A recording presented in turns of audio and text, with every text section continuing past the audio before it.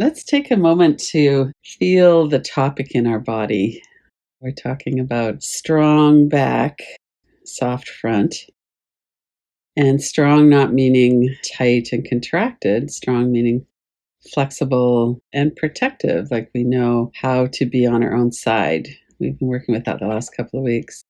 Notice what it feels like in your own back right now. If you say, I have a strong back. Of course, it's not our bones and muscles, not entirely. I have a strong back. What comes up for you? A metaphorical strong back. We might have a problem with our back. We might have all kinds of things going on with the muscles or the bones. With our grit, our determination, our boundaries, our clarity, what does it mean to you? I have a strong back. I've got my back.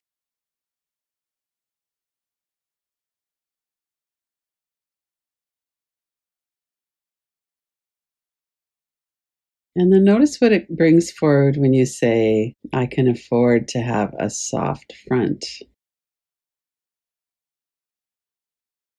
And in that case, we might literally soften the muscles of our face, let go if we're clenching our teeth, let our shoulders relax away from our ears, and let our heart be open.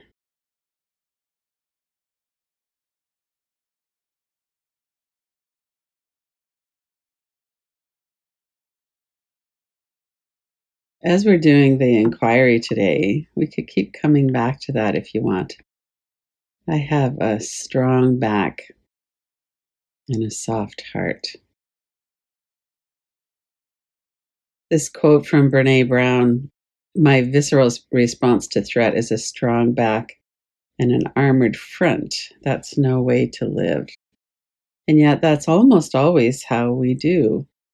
As we're working with strengthening our back, becoming on our own side, the truth that we need to see in order for that to be real presence in our life, that strong back, we find that we're able to have a softer front.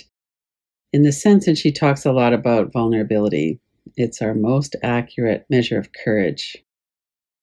So we know that in our conscious mind, when we tighten up and we defend ourselves against all the joy and connection as well.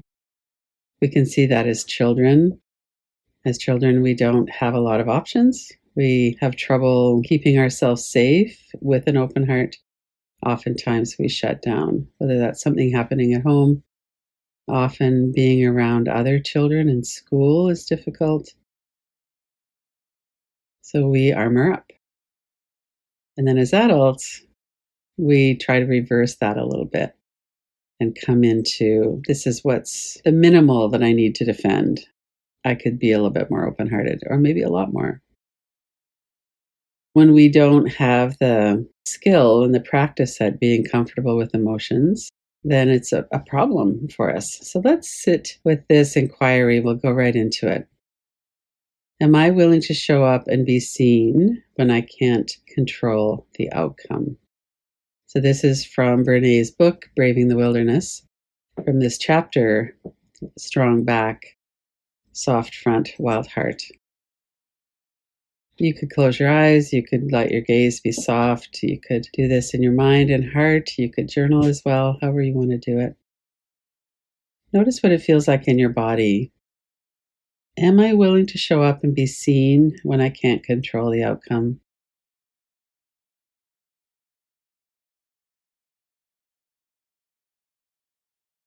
So can't control the outcome is the scary part, of course. And memories might come up. So we're really using our tools to stay present in the safety of this moment. What we're doing is flirting with this idea of, even though I can't control the outcome, and maybe there's some memories that are coming up that are a bit dysregulating, I could pause. I could work with those. We could do tapping. We could hold our own hand. We could put the images into a frame on the other side of the room. We could take our eyes around the empty space a few times in each direction. We could use our regulating tools. So let a memory come up.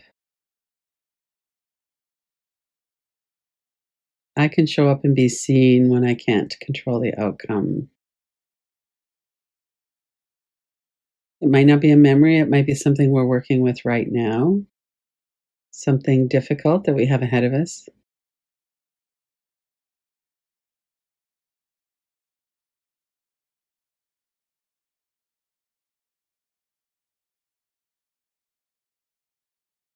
One example might be that we're going to have a conversation with somebody about something that they don't know about us, or maybe we're going to set a boundary.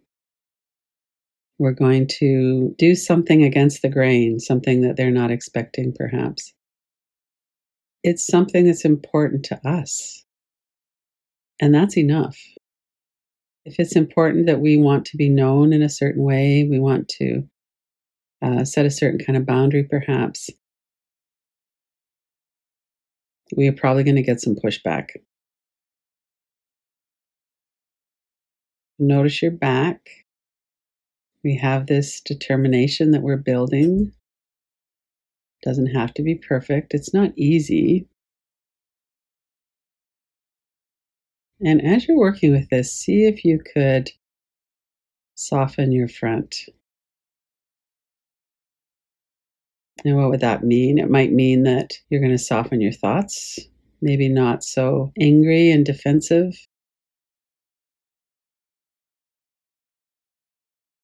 You could literally soften the muscles of your front.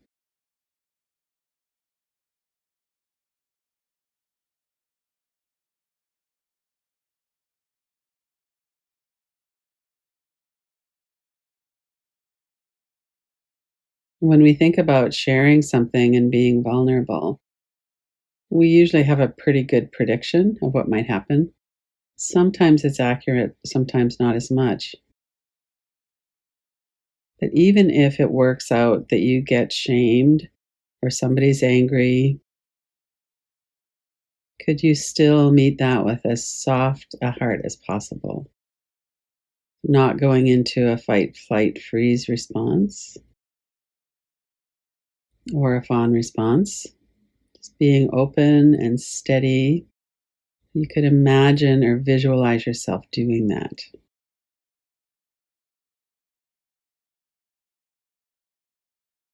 And as you do, maintain awareness of your feet and your seat.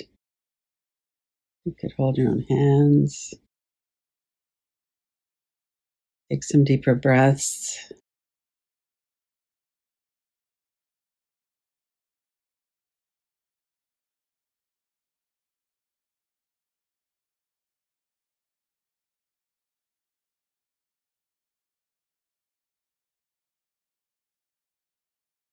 It's important to me that I'm going to show up in this way and I can tolerate what the outcome might be.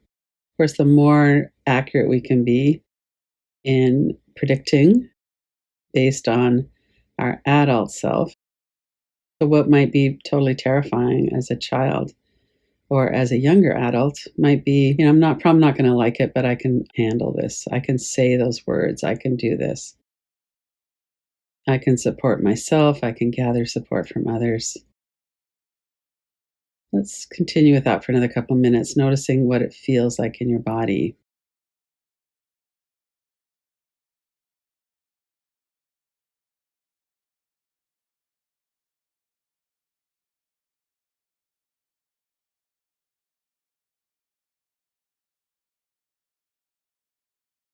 Stay regulated. Keep coming back to your body, your breath.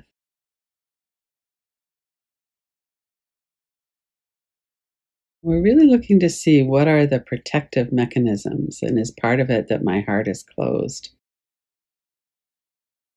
And of course, the answer to that is yes, at least part of it.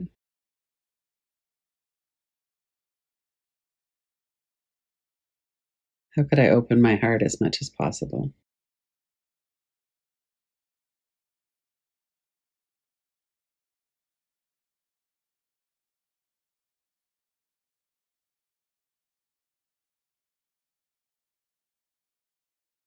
And the second part of this that's related, obviously, but that Brene works with in her book, is when we've learned through our experience, our trauma history has said and taught us it's not safe to be vulnerable. And this soft front is liability. And if we think about being in a group where we're the outsider for any reason, or where there's some kind of oppression, gender based, race, other ways that we're not valued or seen or included. So that's another practical way to look at this. There are some places where it's not safe to show up as we are. And part of our protection is that we don't fully show up. We don't reveal all of who we are. So that's a good thing. We need to be practical and we need to protect ourselves. And we can also create spaces. I'm thinking about when I first came out as a lesbian, I was not understood and it was not welcomed in my family. They didn't reject me in the way that some other queer people are rejected, or they certainly weren't welcoming. And at the same time, I was creating this family of people who did accept me. So, what might that look like for you? Is it that you try to take a friend along to a family gathering? Or if you have a partner, that you and your partner talk about it and kind of go in supporting each other? Is it something where it's at work? So let's sit with that for a minute. How can I create or change the spaces that I'm in so that it's a little bit safer for me to be fully vulnerable and there? I might not be sharing in the kind of way that I could share with someone I feel completely comfortable with, like a really good friend or something. But what might that look like for you? And then let it come to life. So you could start with what already is when you're with a really good friend and you're talking and you're not armored up.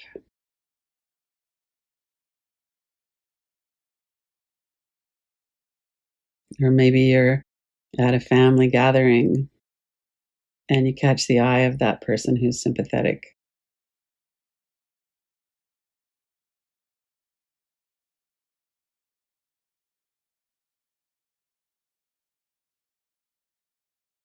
And feel that in your body too. This is something that we all do. We might not be consciously aware of it. Who have you gathered around you where you feel it is safer to be yourself?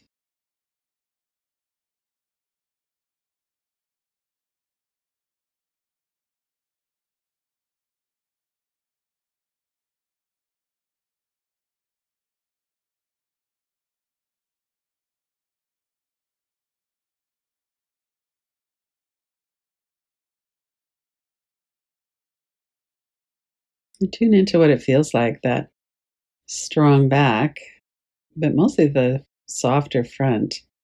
Notice the kinds of thoughts that are in your mind. We don't have that edgy fight response, perhaps.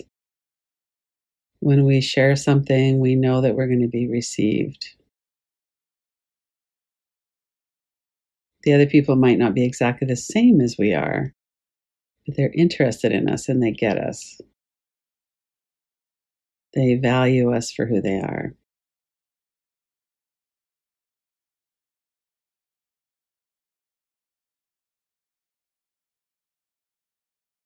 And maybe you could imagine or lean into what that might be like in your life to create more of that. And as you're doing this, not to go into shame. Well, I should, I shouldn't. Open yourself to the possibility.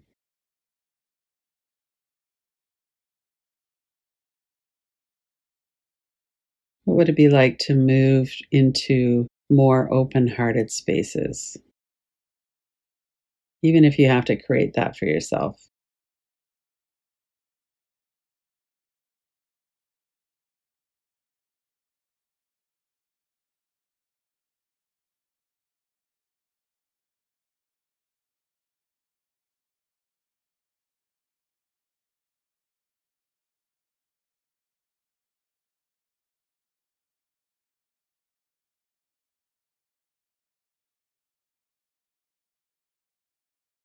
So sometimes what happens when we go into a space like this is we go into our old habits.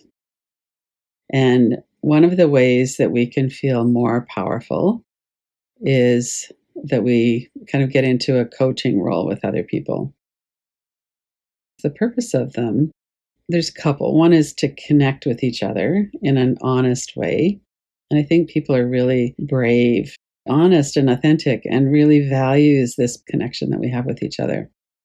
And sometimes what also happens, and I don't want to make this into something wrong, it's just something that happens sometimes, is that we get uncomfortable and we jump into someone else's lane. One of the purposes is to practice being soft hearted.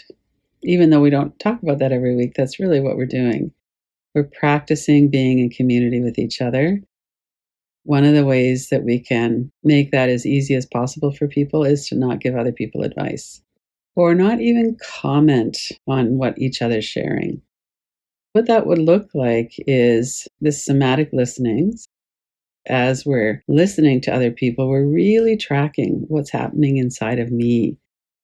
Is my soft heart starting to close? Am I starting to feel uncomfortable?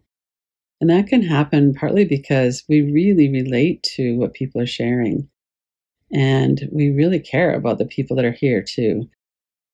There's a sense of this is a place where we can really be curious and open and practice some words from Prentice Hemphill, who some of you know I interviewed them a couple of years ago for this Radical Recovery Summit.